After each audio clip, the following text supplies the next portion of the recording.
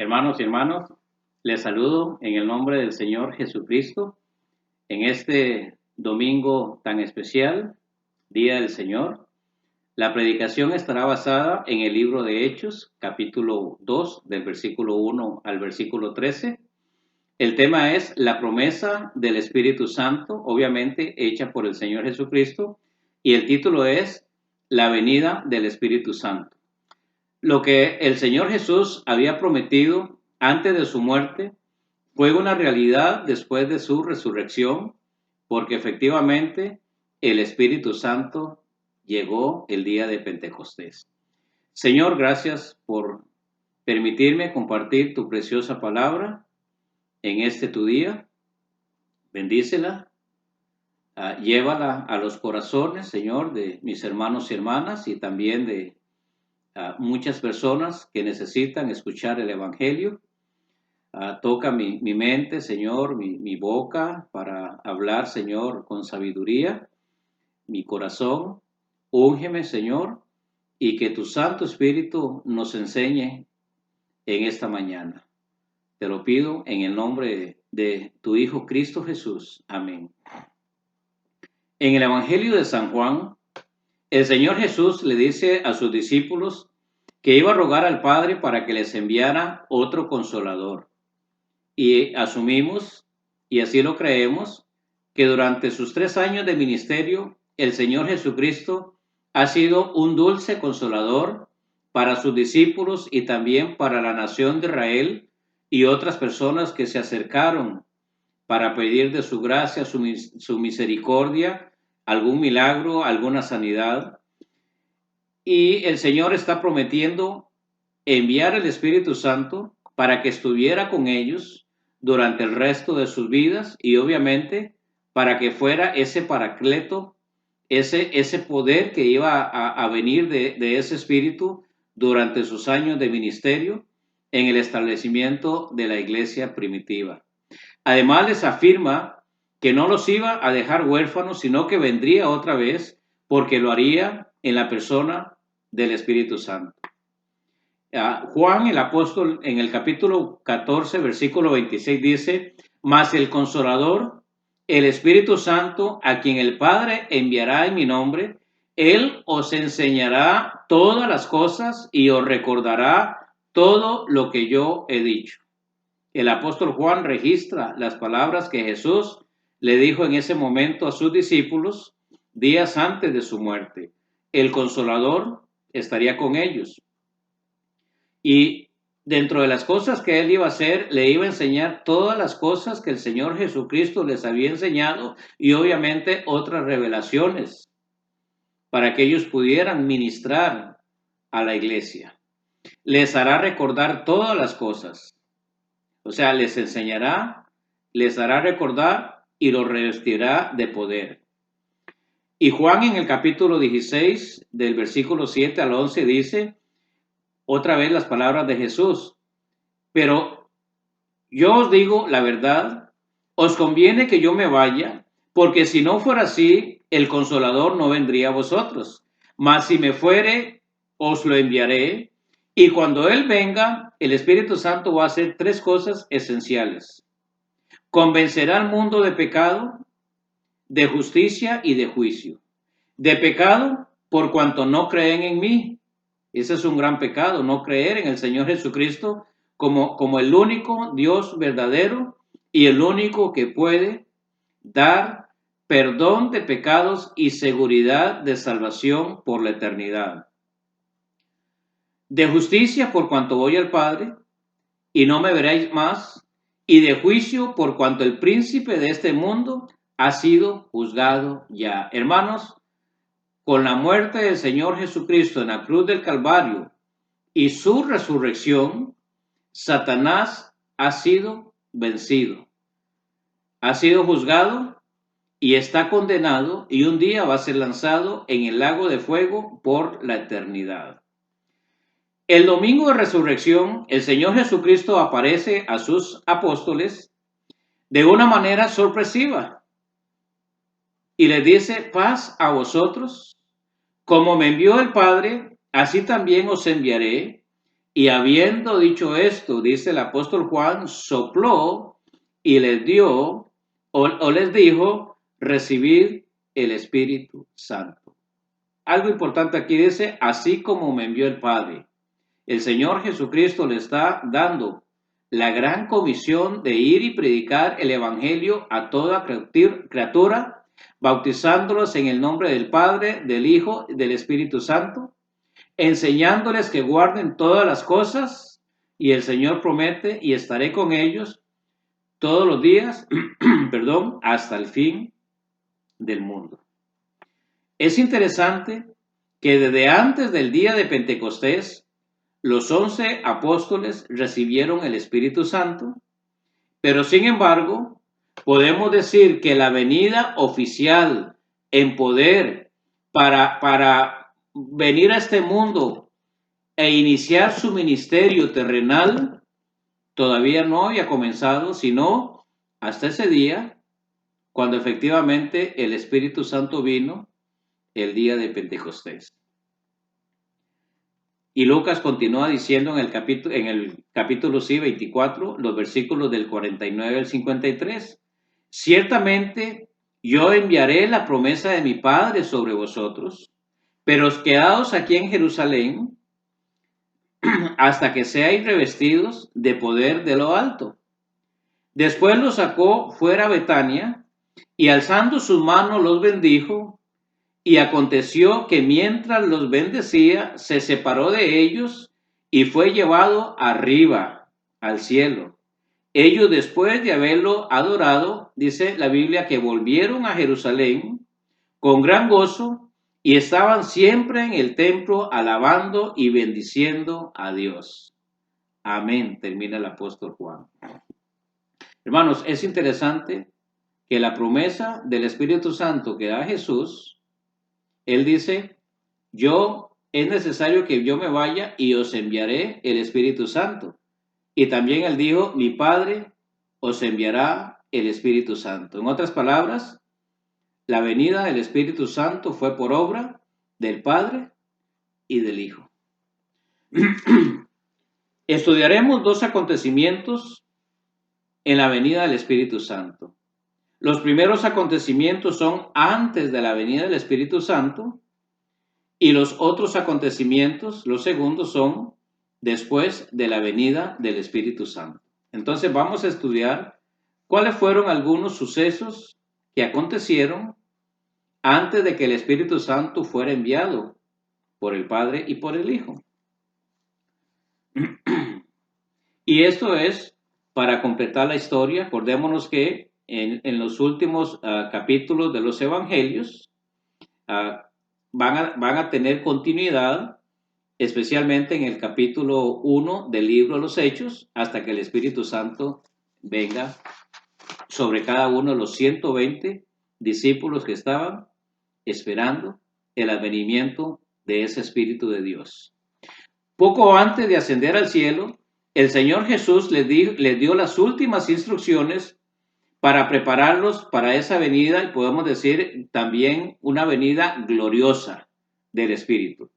Y dice Hechos 1:4, y estando juntos los 120, les ordenó que no salieran de Jerusalén, sino que esperaran la promesa del Padre, la cual oísteis de mí, dijo el Señor Jesús, por cuantos Juan ciertamente bautizó con agua. Pero el Señor Jesucristo dijo, pero vosotros seréis bautizados con el Espíritu Santo dentro de no muchos días. O sea, otro acontecimiento importante, que no solamente el Espíritu Santo iba a venir, sino que iban a recibir un bautismo diferente al bautismo que Juan el Bautista hacía en agua. Era un bautismo en o con el Espíritu Santo, como lo pronuncian o lo mencionan los diferentes evangelios. Es interesante notar que ellos tenían que hacer o esperar tres cosas del Señor. Número uno, no debían salir de Jerusalén, debían permanecer ahí en la ciudad de Jerusalén, porque todos los eventos iban a suceder en la capital de la nación. Número dos, Tenían que esperar la venida del Espíritu Santo para que ellos pudieran ser llenos, para que pudieran ser revestidos del poder que ese Espíritu iba a poner en cada uno de ellos. Y número 3, serían bautizados con el Espíritu Santo. ¿Qué significa eso? Esto quiere decir que iban a ser sumergidos, iban a ser introducidos en una nueva asamblea espiritual. Acordémonos que antes de ese momento de Pentecostés, la asamblea que se conocía y que a través del Antiguo Testamento está claramente establecida, era la asamblea de los judíos y obviamente habían prosélitos. Pero ahora era una nueva asamblea espiritual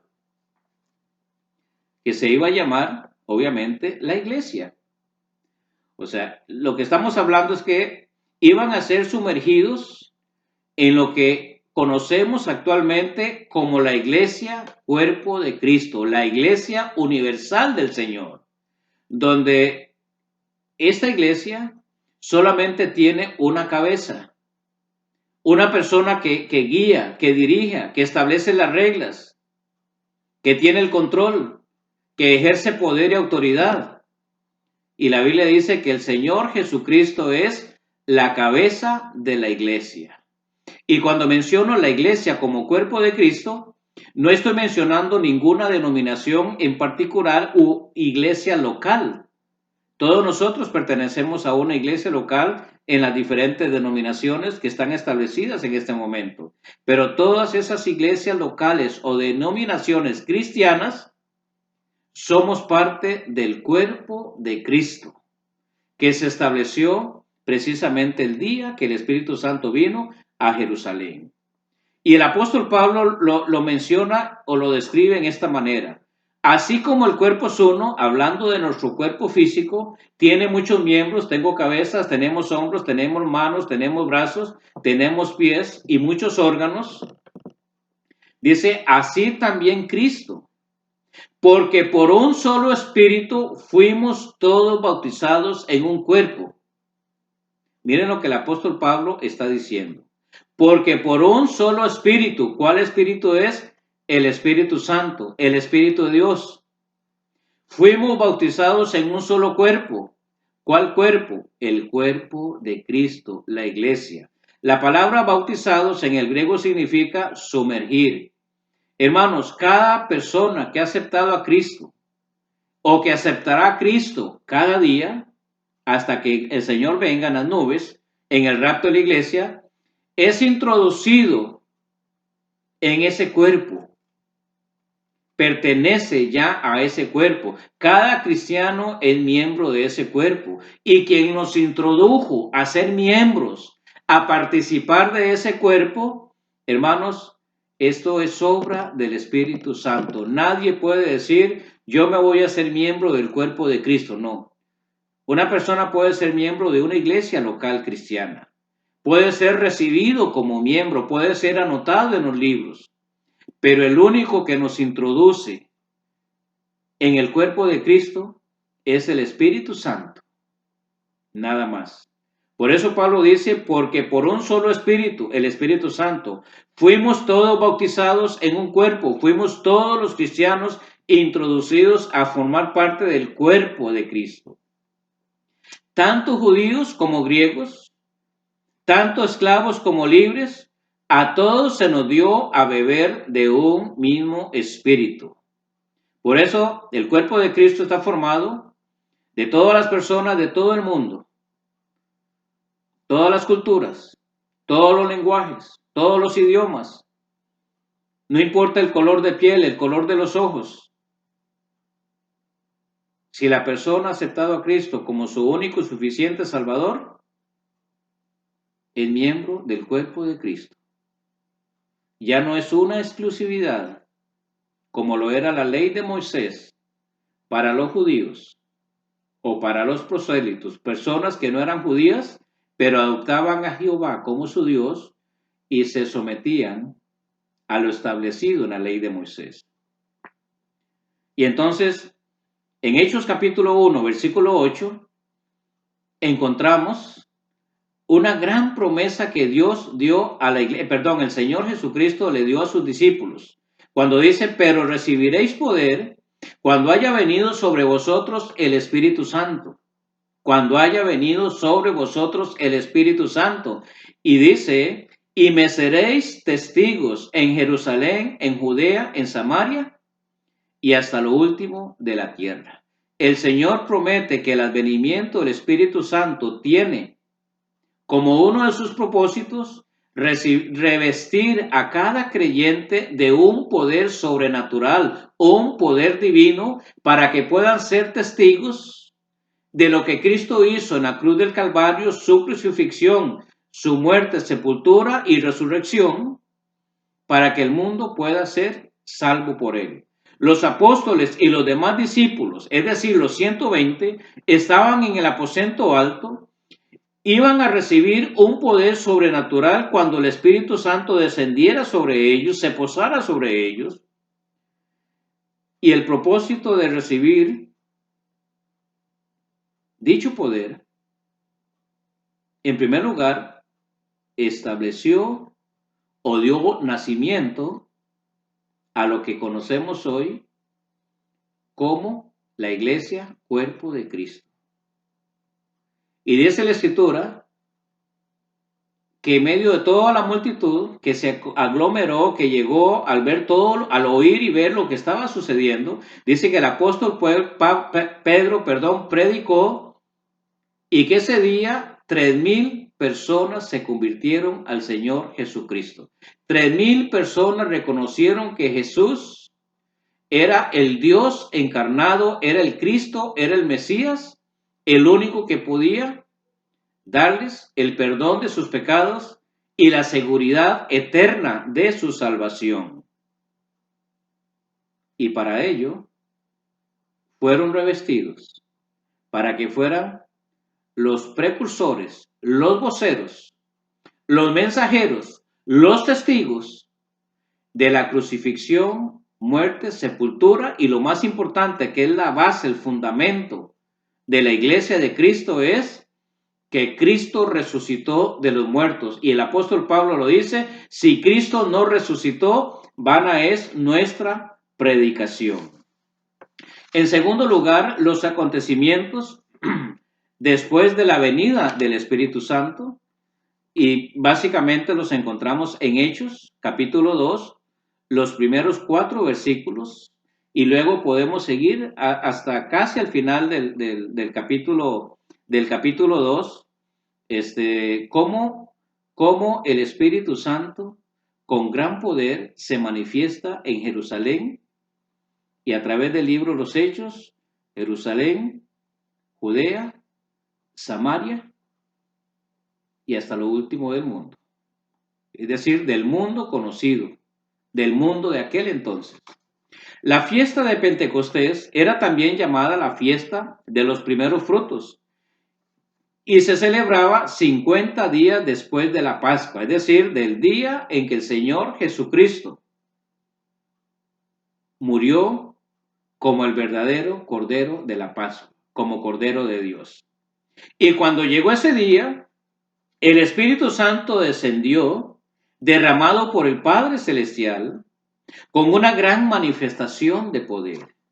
Los 120 se mantenían, como dije anteriormente, y por mandato del Señor Jesucristo, en el aposento alto, dice que estaban orando unánimes, juntos, como un solo cuerpo. Y de repente llegó el Espíritu Santo a ese aposento alto. Para ellos esto fue algo sorpresivo y yo digo que inimaginable. Ellos no imaginaban lo que iba a suceder en ese momento.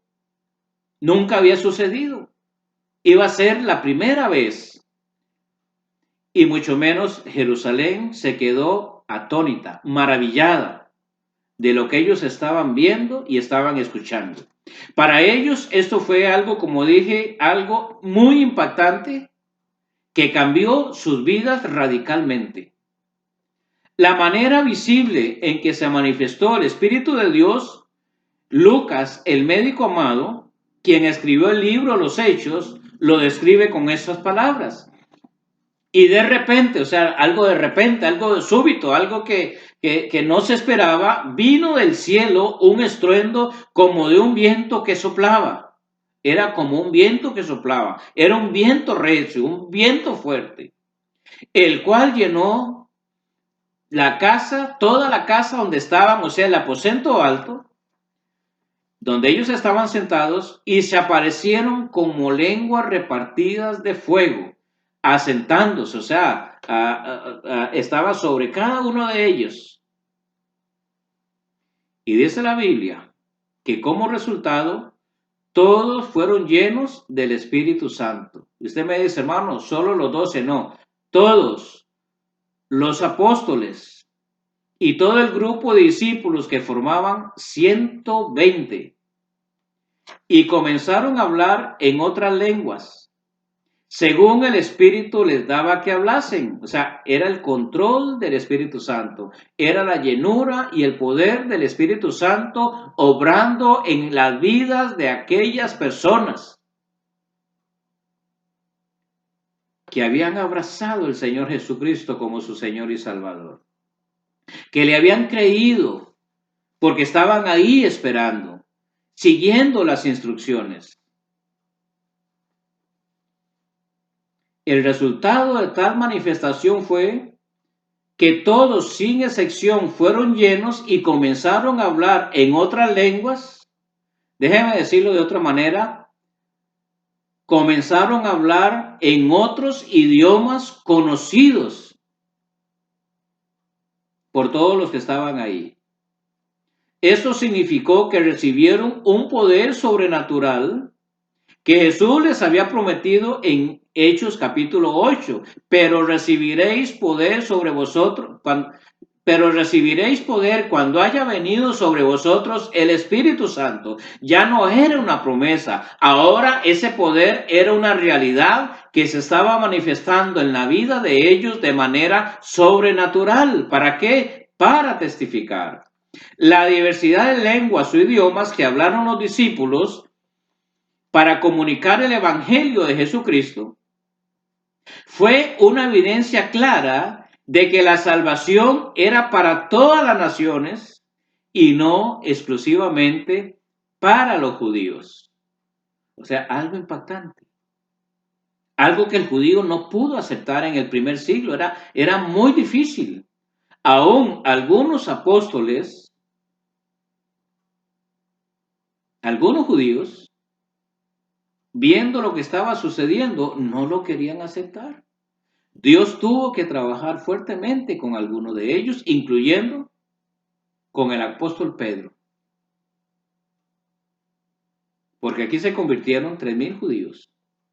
Pero luego el evangelio pasa a Samaria con Felipe y sus hijas. Y luego el evangelio pasa a la casa de Cornelio, a los gentiles, por la predicación del apóstol Pablo. ¿Se acuerdan? Capítulo 11, capítulo 10 de Hechos. Y podemos leer para que entendamos bien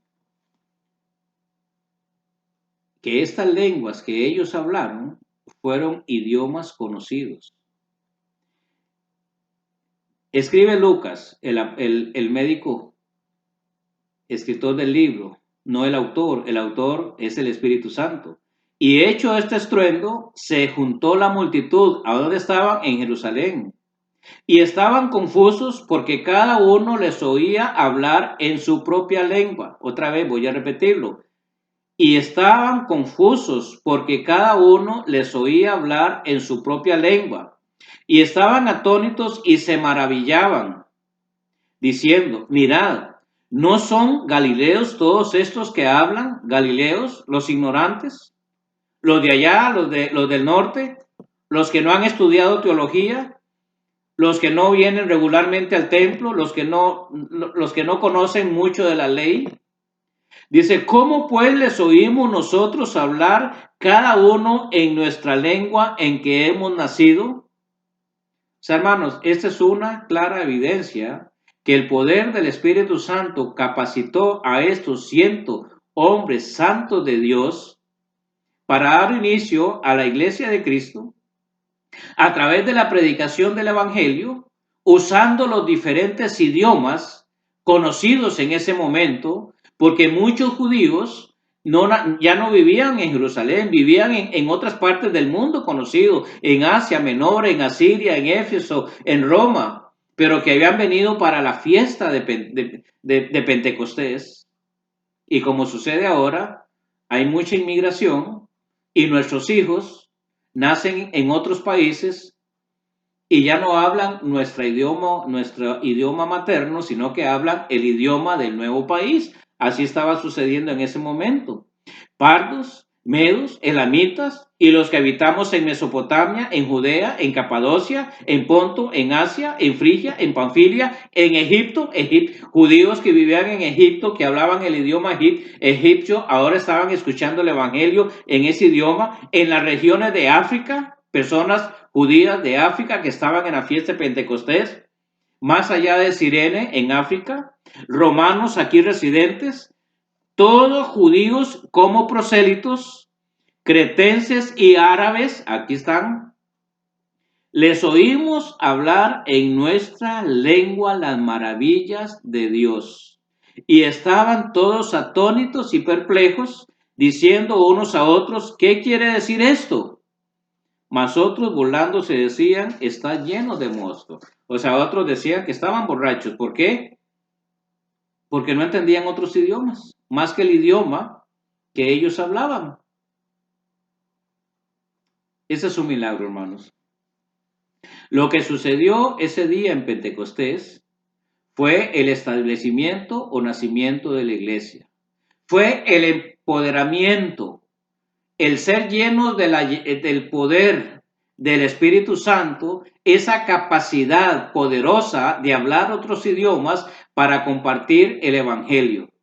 Hermanos, el Espíritu Santo dio también inicio a un gran avivamiento y yo lo puedo llamar o lo podemos llamar el primer avivamiento del primer siglo de la iglesia primitiva. Qué interesante, ¿no? Qué impactante.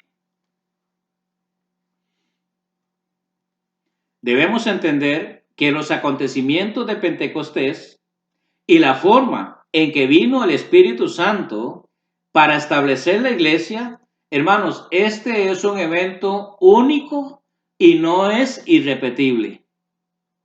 Solamente un Pentecostés, ya la iglesia de Cristo nació, ya, no va a nacer de nuevo, nacemos físicamente una vez, y también nacemos espiritualmente una vez por el poder del Espíritu Santo. Cuando el Espíritu Santo nos da vida a nosotros al aceptar a Cristo, somos perdonados de nuestros pecados, como dice el apóstol Pablo, y Él os dio vida a vosotros cuando estábamos muertos en delitos y pecados. Es el nacimiento espiritual por la muerte que carga cada persona al haber nacido en pecado, como dice David, en pecado me concibió mi madre. Nunca más se repetirá un Pentecostés como este de Hechos capítulo 2. Maravilloso, extraordinario. Una manifestación del poder divino de nuestro Dios a través del Espíritu Santo. Ahora, esto no quiere decir que ya no habrá más avivamientos, puesto que la historia que tiene esta iglesia de Cristo, 2000 años, han sucedido muchos avivamientos, y estoy seguro que de este momento a que el Señor Jesucristo venga por su iglesia, por lo menos en este periodo que vamos a estar los cristianos, yo estoy seguro que van a venir más avivamientos. Y debemos orar por eso, que el Señor descienda con poder, que su Santo Espíritu motive la iglesia, levante con poder la iglesia de Cristo. Por último, el Espíritu Santo sigue haciendo morada en la vida de cada persona que se entrega a Cristo. Y el poder y la llenura Es una experiencia que también continúa sucediendo en el presente. Por 2000 años, el Espíritu Santo, a través del apóstol Pablo y otros pasajes de la Escritura, nos siguen exhortando a los cristianos a que seamos llenos del Espíritu Santo. Porque la morada del Espíritu Santo en el creyente es una vez y para siempre. El apóstol Pablo lo dice, y habiendo oído el evangelio de salvación y habiendo creído en él, fuisteis sellados como en el Espíritu Santo de la promesa, que son las arras de nuestra herencia hasta la redención de la posesión adquirida. Pablo dice que usted, como cristiano o cristiana, recibió el Espíritu Santo una vez y para siempre, hasta que usted esté en el cielo, hasta que Cristo venga. Pero la llenura del Espíritu Santo es un evento, es una experiencia que el Espíritu Santo produce en nuestras vidas para que demos testimonio, para que prediquemos, para que enseñemos, para que usted comparta a Cristo, para que usted cante, para que usted ore, para que usted ministre. Hermano y hermana, todo lo que usted hace en la iglesia, por llamamiento del Señor a un ministerio, para ministrar y servir dentro de la iglesia, déjeme decirle, debe ser en el poder, en la llenura del Espíritu Santo. El poder que el Espíritu Santo sigue poniendo en nuestras vidas, como lo hizo hace 2000 años, con los 12 apóstoles y todo el grupo que componían 120 discípulos.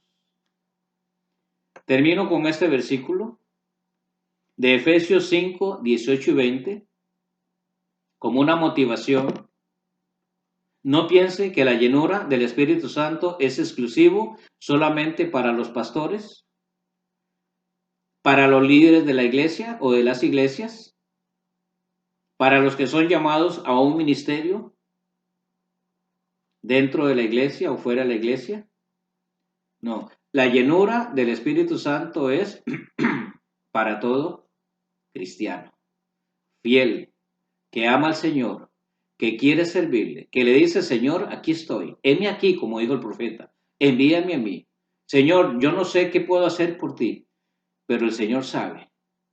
Dígale, Señor, quiero servirte, pero quiero servirte en el poder de tu Santo Espíritu.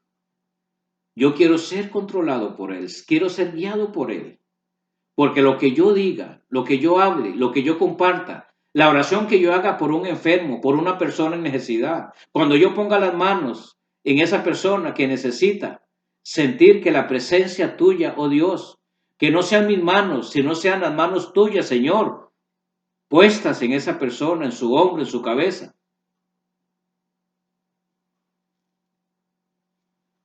Que el Espíritu Santo, hermano y hermana, obre a través de su vida, ungiéndole con ese poder irresistible, poderoso. Y el apóstol Pablo dice, no os embriaguéis con vino, en lo cual hay disolución. Antes bien, el Espíritu Santo nos recomienda, nos ordena, a través del apóstol Pablo, antes bien, sed llenos del Espíritu Santo, sed llenos del Espíritu Santo, hablando entre vosotros con salmos, con himnos y cánticos espirituales, cantando y alabando al Señor en vuestros corazones, dando siempre gracias a Dios por todo, dando gracias a Dios y Padre, en el nombre de nuestro Señor Jesucristo. Hermanos, usted tiene un gran poder. Es el poder del Espíritu Santo que está en su corazón. Usted tiene un gran potencial. Úselo. No contristéis al Espíritu Santo, dice Pablo, con el cual fuisteis sellados para la salvación. Al contrario, que ese Espíritu Santo se levante dentro de usted con poder. Hoy necesitamos que la iglesia de Cristo sea levantada en el poder del Espíritu Santo. El mundo necesita en este momento hombres y mujeres fieles que se levanten en ese poder porque quieren escuchar la palabra de Dios. Quieren saber qué es lo que Dios tiene para ellos en este momento. Hermanos, Dios está vivo y activo en este mundo. Que el Señor le bendiga.